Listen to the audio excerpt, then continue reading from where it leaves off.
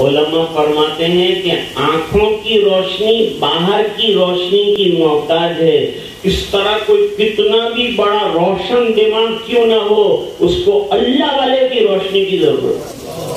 دل مردہ دل نہیں ہے، اسے زندہ کر دوبارہ، یہی ہے امتوں کے مرض کہن کا چارہ. تسکین کے وابستہ تیرے نام کے ساتھ، نیم کانٹوں پہ بھی آ جاتی ہے آرام کے ساتھ. دنیا سے نہ دولت سے نہ گھر آباد کرنے سے تسلی دل کو ملتی ہے خدا کو یاد کرنے سے.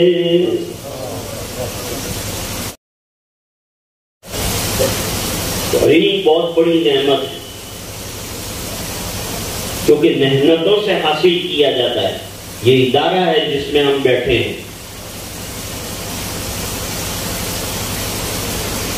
حضرت مولانا الیاس صاحب رحمۃ اللہ علیہ نے فرمایا کہ علم دین کا نمبر اس لیے رکھا ہے کہ دعوت کا ساتھی علم کے فضائل کہتے کہتے سنتے سنتے علم دین سے محبت کرنے والا اور علماء دین سے محبت کرنے والا بن جائے اور اپنی اولاد کو مدرسے میں بھیجنے والا بن جائے تو دین زندہ ہوگا.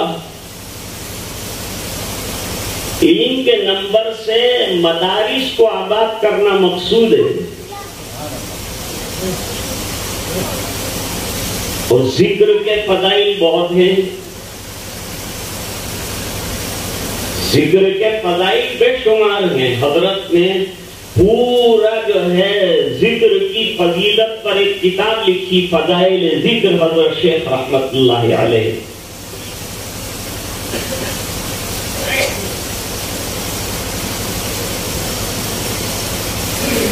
حکیم اختر صاحب رحمت اللہ علیہ فرماتے تھے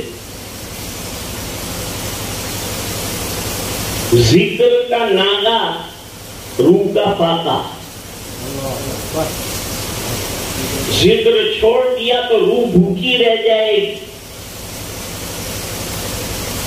جب آدمی کا جسم بھوکا ہوتا ہے تو پریشان ہو جاتا ہے. جب روح کو اس کی غذا نہیں ملتی، روح کی غذا جو سکون عطا کرنے والی ہے، تمام چیزیں سکون نہیں دے سکتی جو ذکر میں اللہ تعالیٰ نے سکون رکھا ہے. قرآن کریم نے واضح اعلان کیا اور کتنا پیارا اعلان کیا کہ بس آدمی اس آیت کو پکڑ لے اور اپنی زندگی کو ذاکرانہ بنا دے تو اس کا بیڑا پار ہو جائے. الا بذکر اللہ تطمئن القلوب. نہ دنیا میں ہے نہ دولت میں ہے، کسی چیز میں نہیں آرام ہے اور سکون ہے تو اللہ کی یاد میں. نہ دنیا سے نہ دولت سے نہ گھر آباد کرنے سے تسلی دل کو ملتی ہے خدا کو یاد کرنے سے. اور کیا اچھی بات کہی، کتنی تسکین کے وابستہ تیرے نام کے ساتھ، نیم کانٹوں پہ بھی آ جاتی ہے آرام کے ساتھ. اللہ کی یاد کے ساتھ قید خانوں کے اندر بھی اللہ والے جو ہیں انہوں نے خانقاہیں بنا لی قید خانوں کو. فرمایا ذکر کا نمبر اس لیے رکھا ہے کہ ذکر کرتے کرتے خانقاہوں میں جہاں اللہ کی یاد کے مرکز ہیں ان سے تعلق پیدا ہو جائے. حضرت مولانا الیاس صاحب رحمت اللہ علیہ فرماتے ہیں ذکر کا نمبر خانقاہوں کو آباد کرنے کے لیے رکھا ہے اور علم کا نمبر مدرسوں کو آباد کرنے کے لیے رکھا ہے.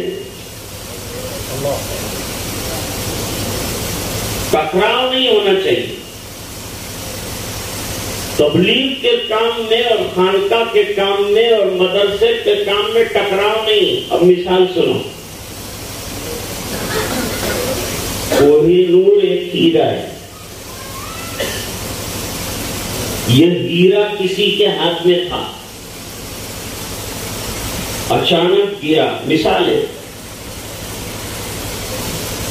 3 آدمیوں نے اٹھایا، 3 ٹکڑے ہو گئے، 3 آدمیوں نے اٹھا لیے. 1 پیس کوہ نور تھا، 3 ٹکڑے ہو گئے اور 3 آدمیوں کے پاس چلے گئے. ہر ایک کا دعویٰ ہے کہ میرے پاس کوہ نور ہے، وہ کہتا ہے میرے پاس کوہ نور ہے، وہ کہتا ہے میرے پاس کوہ نور ہے. ایک رسوخ فی العلم رکھنے والا آیا اور اس نے کہا بھائی تم تینوں کے پاس کوہ نور.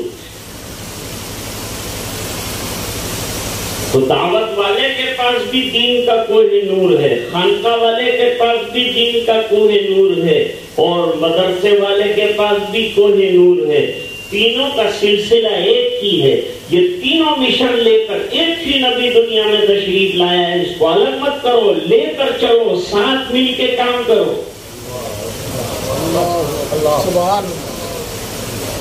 اب قرآن کریم کیا کہتا ہے؟ سرکار کا مشن کیا تھا؟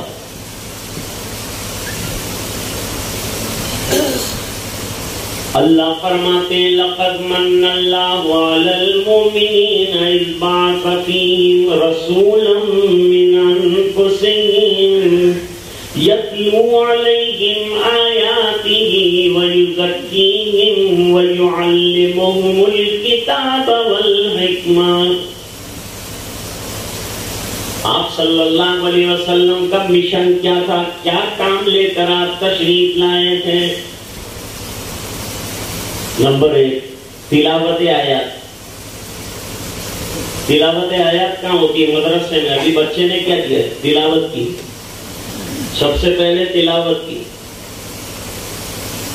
تلاوت تجوید کے ساتھ کی، صحت کے ساتھ کی. مدرسے میں یہ کام ہوتا ہے. قرآن کریم کو صحت کے ساتھ پڑھنا پڑھانا نبی کا پہلا مشن ہے.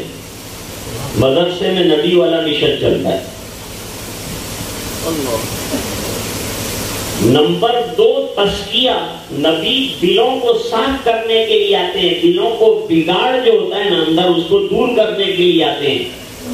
جیسے جسم میں کپڑے پر میل لگتا ہے، غبار لگتا ہے تو اس کو دھو کر صاف کیا جاتا ہے، اس طرح دلوں کو ذکر کے ذریعے سے دھویا جاتا ہے اور پاک کیا جاتا ہے، صاف کیا جاتا ہے. ذکر کیا ہے؟ دلوں کا صابن ہے. اس کے ذریعے سے دل آئینے کی طرح ہو جاتے ہیں. اور ہم لوگ چلتے پھرتے ہیں، ہماری زبانیں بند رہتی، اللہ کی یاد نہیں کرتے. بیٹھتے ہی اللہ کے دین کے حلقوں میں، ذکر اللہ کے حلقوں میں بیٹھو اور حلقے قائم کرو. زندگانی نتواں گفت حیات کے براس. فارسی ہے یہ.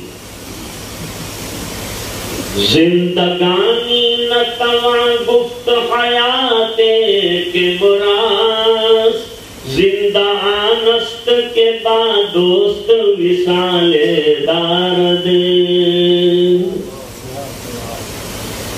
میں جو زندگی گزار رہا ہوں اس کو زندگی نہیں کہتے. کھانا پینا، گھومنا چلنا پھرنا یہ تو حیوان بھی کرتے ہیں. فرماتے ہیں زندگی کسے کہتے ہیں اور زندہ کون ہے؟ فرماتے ہیں جس کا اپنے رب کے ساتھ ذکر اللہ کے ذریعے سے تعلق قائم ہے وہ زندہ ہے، باقی سب مردہ ہے. اپنے آپ کو زندہ کرو، اللہ تعالیٰ سے تعلق پیدا کرو.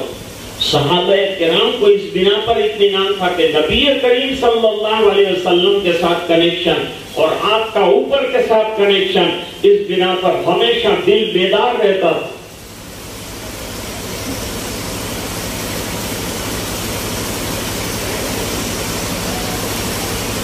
دل مردہ دل نہیں ہے، اسے زندہ کر دوبارہ.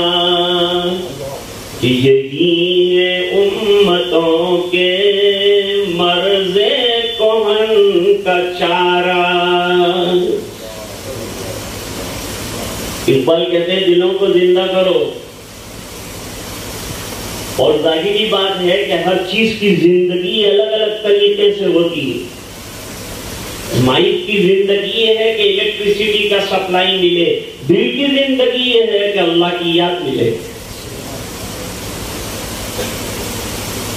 2 مشن ہوئے نا. تزکیہ یہ بھی دوسرے نمبر کا مشن ہے جو نبی کریم صلی اللہ علیہ وسلم نے کیا.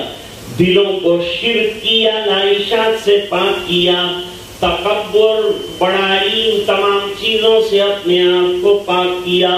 اپنے آپ کو اللہ والوں کے پاس بٹھاؤ تو دل کی بڑائیاں نکل جائیں گی، عاجزی انکساری پیدا ہو جائے گی.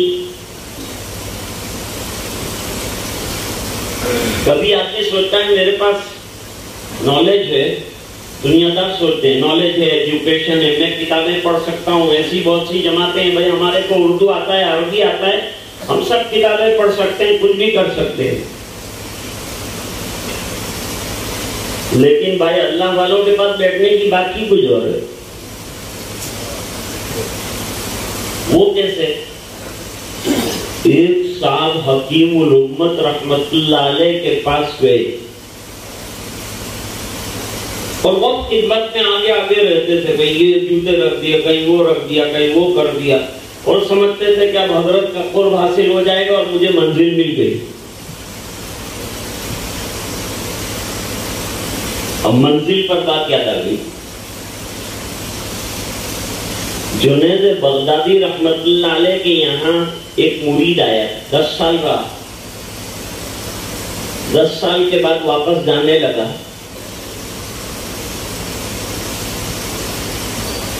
ارے بھائی کیوں جا رہے ہو؟ ابھی تو تمہارا کام باقی ہے.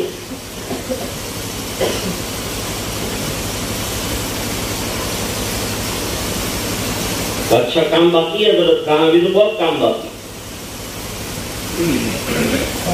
لیکن آپ کے یہاں 10 سال میں نے کوئی کرامت نہیں دیکھی.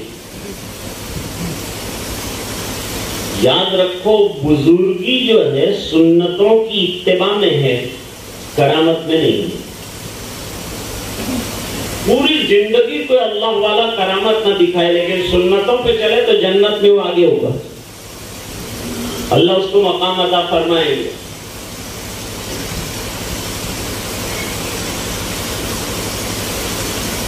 جسے نسبت مصطفیٰ مل گئی، جسے نسبت مصطفیٰ مل گئی اسے دولت 2 سرا مل گئی، اس کو سب کچھ مل گیا. اس نے غور کیا کہ ہاں حضرت آپ کی زندگی میں کرامت تو کوئی نہیں دیکھی، لیکن آپ کیا فرماتے ہیں؟ کہ تو نے سنت کے خلاف کوئی عمل میرا دیکھا؟ حضرت یہ تعجب کی بات ہے کہ 10 سال میں سنت کے خلاف کوئی عمل نہیں دیکھا. فرمایا سب سے بڑی کرامت یہ سنتوں پر استقامت. سنتوں پر استقامت سب سے بڑی کرامت.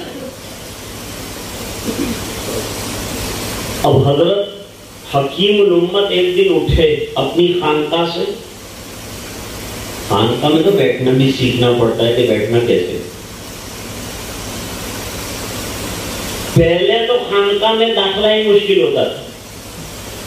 ایک شیخ تھے، وہ آنے والے مہمان کو ایک کمرے میں ٹھہراتے تھے اور روٹی اور شوربہ دے دیتے تھے اور کہا یہ کھا لے تو دونوں پلیٹیں میرے پاس لے آنا. اگر شوربہ اور روٹی برابر برابر بچی ہے تو اس کو کہتے ہیں کہ تم مرید بن سکو گے. اور شوربہ ختم ہو گیا اور روٹی باقی ہے تو کہا تیرے کو ابھی شوربہ کھانے کا طریقہ نہیں آتا تو میرے یہاں کیا ہے؟ تیرے کو ابھی سالن کھانے کا طریقہ نہیں معلوم. حضرت حکیم الامت رحمت اللہ علیہ نے دیکھا کہ وہ اٹھ کے گیا. حضرت بھی اٹھ کر نماز کے لیے جا رہے تھے تو وہ دوڑا. جا کر جو ہے اس زمانے میں ابھی تو نلوں کا سسٹم ہے، اس زمانے میں وہ چھوٹے چھوٹے لوٹے ہوا کرتے تھے، وہ پاس رکھتے تھے تو 5-6 لوٹے لا کر کے حضرت کے لیے جمع کر. اور جہاں حضرت مسواک رکھتے تھے وہاں سے مسواک لے آیا. جیسے ہی حضرت آئے تو ہاتھ میں مسواک دے دیا کہ حضرت لوٹے تیار ہے. جاؤ توبہ کرو،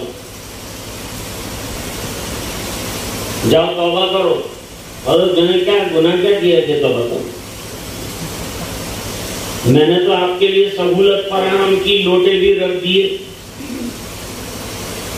اور آپ کے لیے مسواک بھی مہیا کر دیا۔ فرمایا تم نے 3 گناہ کیے ہیں۔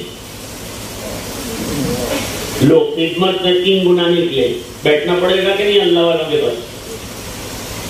خالی اپنی ہانکنے سے نہیں چلتا، میں سے کچھ نہیں ہوتا، میں کے اوپر تو چھری چلتی، بکری میں کرتی ہے تو اس کو سلا دیتے ہیں، ذبح کر ڈالو، اور میں نہ کہتی ہے میں کچھ نہیں، تو اس کو پھول کھلاتے ہیں، پھل کھلاتے ہیں، پیار کرتے ہیں۔ انا کو مٹانا، انا میں ہوں۔ حضور غزووں میں جاتے تھے اور غزووں میں بہت بڑی بڑی فتح حاصل کر کے واپس تشریف لاتے تھے تو کیا کہتے تھے؟ صدق اللہ وعدہ، اللہ نے اپنا وعدہ پورا فرمایا۔ اپنی دین نہیں مارتے تھے کہ میں نے یوں کیا، میں نے یوں کیا۔ وَأَعَزَّ جُنْدًا، لشکر تو میں لے گیا تھا لیکن مدد اللہ نے فرمائی۔ وَنَصَرَ عَبْدًا، میں تو تیرا بندہ ہوں، بندہ بنو، بندے بننا سیکھو۔ نماز میں بندے بننا سکھاتے ہیں، ذکر میں بندے بننا سکھاتے ہیں، خانقاہ میں بندے بننا سکھاتے ہیں۔ وَنَصَرَ عَبْدًا، اور اپنے بندے کی مدد فرمائی۔ میں کچھ بھی نہیں ہوں، میرا لشکر کچھ بھی نہیں، اتنی بڑی کامیابی کے بعد تو آدمی ذرا ڈینگے مارتا ہے، لیکن میرے آقا کا عالم یہ ہے کہ فتح مکہ کے روز مکے میں داخل ہو رہے ہیں، سرکار کا سر اتنا جھکا ہوا ہے کہ کجاوے کی لکڑی سے سر لگ رہا ہے۔ اتنی بڑی فتح، پورا سینٹر فتح کر لیا دنیا کا، لیکن عاجزی اور انکساری کی انتہا کر دی۔ پیٹ لگا کے آقا نے کھانا نہیں کھایا۔ حدیث شریف میں فرمایا آکلو کما یاکل العبد، میں اس طرح سے کھانا کھاتا ہوں جیسے کوئی غلام کھانا کھاتا ہوں۔ جاؤ جا کے مسجد میں 2 رکعت پڑھو، گناہوں کی توبہ کرو۔ اس نے کہا حضرت گناہ بتا دیجئے کیا گناہ کیے تاکہ مجھے خیال آ جائے۔ حضرت نے فرمایا پہلا گناہ یہ ہے کہ لوگوں کے وقت کے لوٹے تم نے میرے لیے خاص کر دیے، تم کو لوگوں کی چیزیں میرے لیے خاص کرنے کا کوئی حق نہیں تھا۔ دوسرا یہ کہ میری رکھی ہوئی مسواک محفوظ جگہ میں سے تم نے نکالی، تم نے چوری کا ارتکاب کیا ہے۔ میری مسواک کو میری جگہ پہ سے نکالا کیوں تم؟ اور تیسرا بہت بڑا گناہ کیا ہے، تیسرا بہت بڑا گناہ یہ کیا ہے کہ تم نے دل میں یہ سوچا کہ شیخ بے وضو ہے حالانکہ میں باوضو ہوں۔ ہو گئے 3 گناہ، تو ابھی تم کو بیٹھنا پڑے گا۔ اب ایک مثال سنو، ابھی لائٹ چلی گئی تھی تھوڑی دیر پہلے، ٹھیک ہے، روشنی گئی اور اندھیرا ہو گیا، لوگوں نے موبائل کی روشنیاں شروع کی۔ اگر یہ روشنیاں بھی بند کر دی جائیں تو ایک دوسرے کو دیکھ سکیں؟ نہیں دیکھ سکیں۔ ہاتھ سے ہاتھ اندھیرا ہو جائے تو نظر نہیں آتا۔ آنکھوں میں روشنی ہے کہ نہیں؟ تو آنکھوں میں روشنی ہے پھر کیوں نظر نہیں آتا؟ علماء فرماتے ہیں کہ آنکھوں کی روشنی باہر کی روشنی کی محتاج ہے۔ اس طرح کوئی کتنا بھی بڑا روشن دماغ کیوں نہ ہو، اس کو اللہ والے کی روشنی کی ضرورت ہے۔